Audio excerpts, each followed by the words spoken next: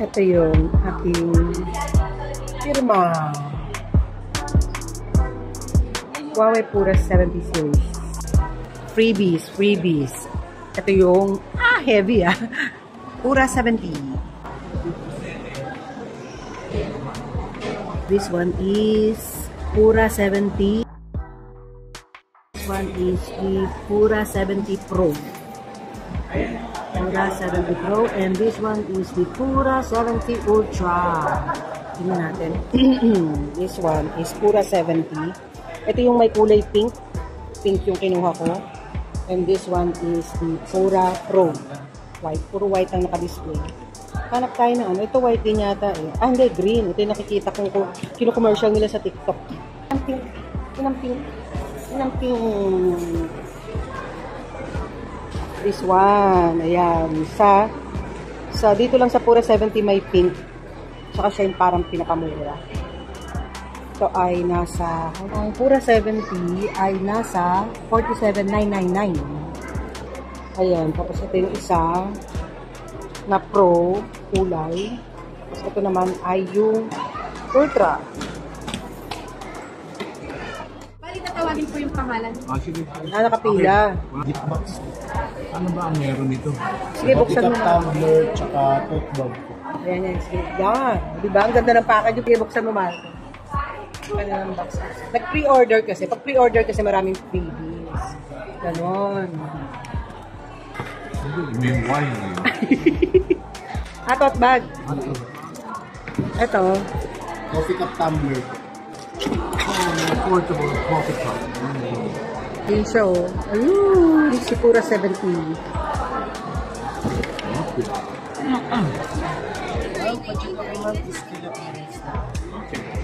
Kawahan mo na lang. Open ko na, ma'am. Okay. Ganda ng kulay. Aso ka ba yan?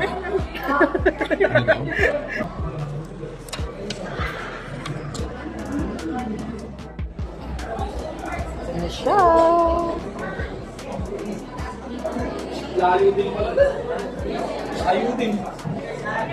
Hello everybody! What's up you guys? Welcome back to my channel and to my new subscribers. Hello! Welcome to my channel. It's me, Miles, M-Y-L-E-S. So, and gusto ko lang i-share sa inyo yung bagong release ng Huawei mobile phone. Ayan. Unboxing lang to kasi nag-pre-order kami nung May 5 and then na-pick up na namin May 31. Yes. Bale sa Mega Mall to. And pag nag-pre-order ka, meron silang magagandang freebies. Ano ba unahin muna natin? Freebies or ano, yung mismong mobile. Naglabas ang Huawei ng yung Pura series, Pura 70, Pura 70 Pro, Pura 70 Ultra. So ang pinakamahal doon ay yung Ultra. Alam ko yung presyo ng Ultra ay nasa 80. At ang nagustuhan ko dito guys ay siya lang ang may color pink.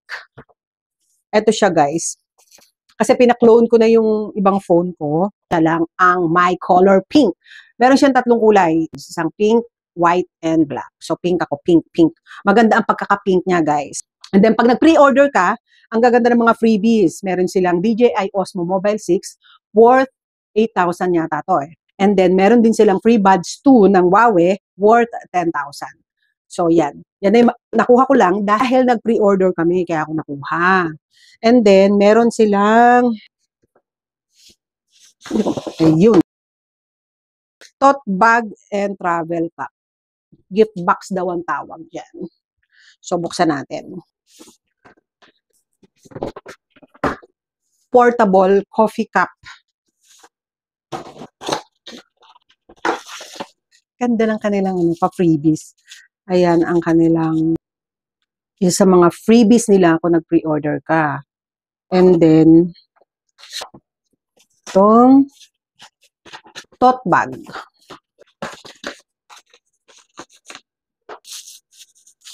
Kung ano na itsura na ito? Ay, white na white, oh. Pack. Ayun, ang kanyang tote bag. Ayan siya. Hindi naman pala siya ganun kalakihan. Mukhang matibay. Ayan, meron siyang better together na nakalagay dyan. At meron siya sa loob na lalagyan din. Oh. Ayos. Yan, ganda. And then, dito naman tayo sa, ihuli na natin yung phone, earbuds, Pro 2, worth 10,000.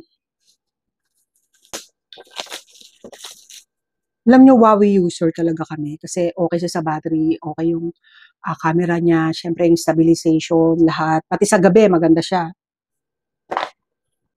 Wow!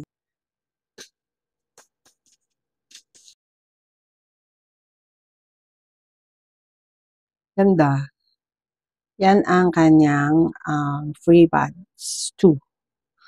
Okay siya. Alright. Yung mga manual, charger niya, tapos mga free silicone. Ano pa nakalagay doon? Wala na. DJI Osmo Mobile 6 worth 8,000. Stabilizer siya, guys. Yun na nga, nalobat yung mic ko, guys. Saan ba ako nag-stop?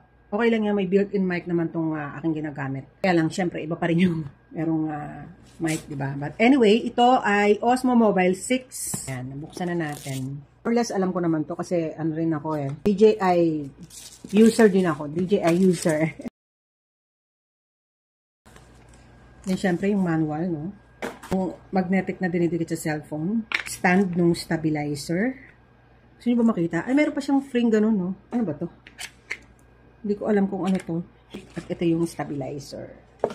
Ito siya, guys. Halat, no? Ito siya, guys. So, parehas na parehas nung sa akin. Pero ang sa akin ay, kalimutan ko nung ano-ano. Basta parehas na parehas lang siya.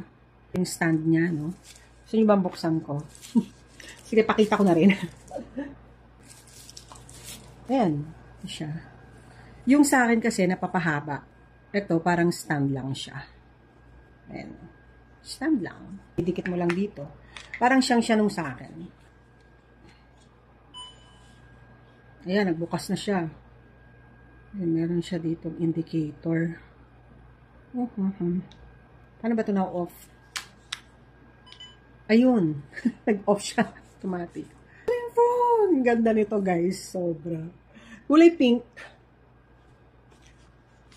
Dahil sa loob ng box. Yung phone. Yung sa SIM card. Pero bala kung hindi na maglagay ng SIM card doon. Dami-dami ng number. May free silang back cover. Hindi siya silicone. Plastic siya. Tapos andito yung charger niya. 66 watts. Parang yung P50 ko. Ayan. Woohoo! Ang ganda, guys. Ganda ng pagkakulay pink niya, diba? May mga print naman. Diba? Bukas na siya. Ang ganda ng pagka-pink. Diba? Bukas na siya, guys. Kasi nga, wait. Hi, I'm Celia. Ayan siya, guys. Ganda ng gilid niya, oh. Ganda, guys, no? Kulay pink. Sa Ultra at saka sa Pro, wala nito. Kaya lang, ito hanggang 256 GB lang. Yung Ultra at saka Pro, hanggang 512 GB.